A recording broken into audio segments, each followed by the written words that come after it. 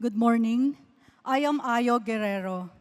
After being born, I was abandoned by my biological mother who left me in the hospital, fighting for my life due to complications from trying to abort me. I was later on adopted and raised by a wealthy couple who had difficulty then having a second child. At a young age, I knew that I was adopted.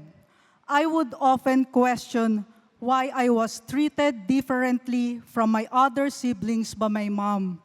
And when I did not meet her expectations, she would hit me out of frustration.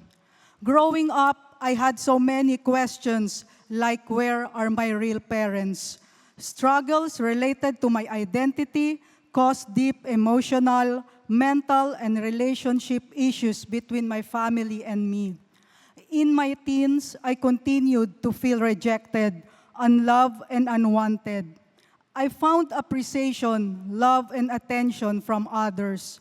Without guidance and accountability, my interests started to change. I began to dress and act like a boy. I longed for attention, and I just wanted someone who would love and understand me. Not knowing what to do, I tried to commit suicide when I was 13 years old. But surviving it did not change my circumstance. I had my first same-sex experience at 14 and started to take alcohol and marijuana. I was 18 years old when I first heard the gospel. I thought I had made a commitment to Jesus then. I started doing well in school, had new friends, and my relationship with my mom started going well too. But soon enough, I was back with my so-called friends, continued in my homosexual relationships and drinking, and eventually dropped out of school. I was kicked out of the house. For the next 4 years, I stayed in different homes of friends and also tried to be on my own, living a reckless lifestyle. But God did not stop in seeking me. 11 years later, through the invitation of a friend, I was back to attending church, ministry, and Bible studies. But I thought doing good works and serving in church made me a Christian. Sadly, I did not have a personal, experiential knowledge of who God is, His character, and sovereignty. The night before leaving for a missions trip, my ex-girlfriend asked me go to her place. I exposed myself to temptation.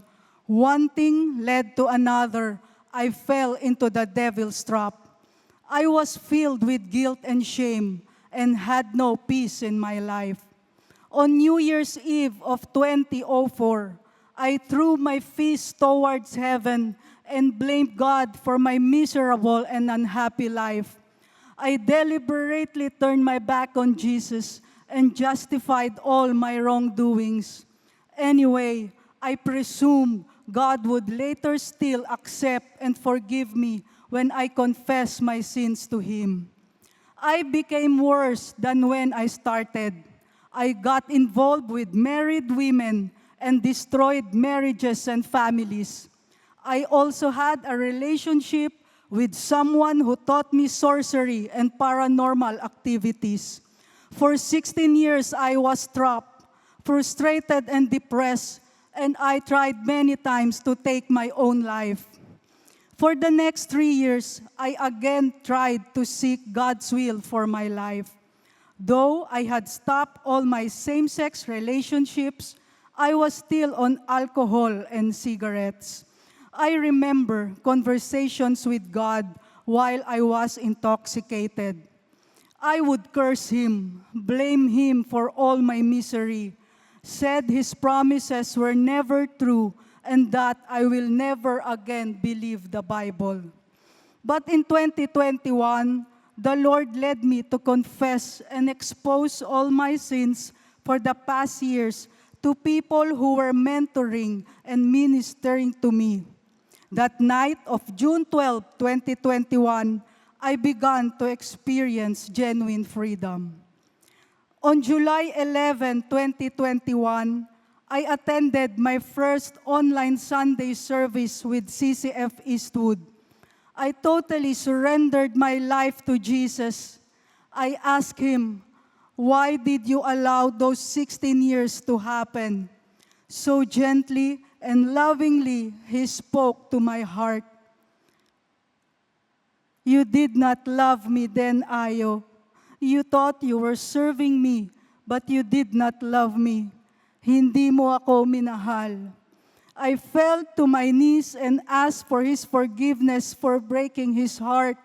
I surrendered everything and asked him to fill me with his overflowing love so I can truly love and serve him. I asked him, itali niya ako sa katawan niya and do not let me go. I attended one of CCF's ministries where I met a lady who led me to a prayer of deliverance to clearly renounce all my sins in my life. This was the beginning of my new journey with God. This lady invited me to join her D group and became my discipler. My D group became my safe space. They encouraged me and reminded me to trust God and believe in myself that I was created for His higher purpose.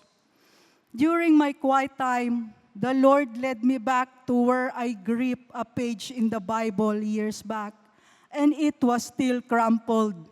I burst into tears when I read what was written in Deuteronomy 13, verse 17. Then the Lord will turn from His fierce anger, will show you mercy, and will have compassion on you. In His perfect time, I was able to completely forgive my biological parents and others who have hurt me. By God's grace, I was able to share His love to my family, leading them to pray whenever I visit them. God even opened a door for me to pray for my mother who raised me. And for the very first time in my life of 50 years, we embrace each other. I thank God for giving me my mom and my family who unconditionally loved me, whose love I was not able to see because I was blinded by my own pain. As I continued to be discipled, God allowed me last September 9 to start my own D group as He entrusted me with two ladies I met during the Explore experience. I stand before you as a witness of God's goodness, faithfulness, mercy, and grace. I humbly declare that Jesus is my Lord, and in Him I am saved and transformed.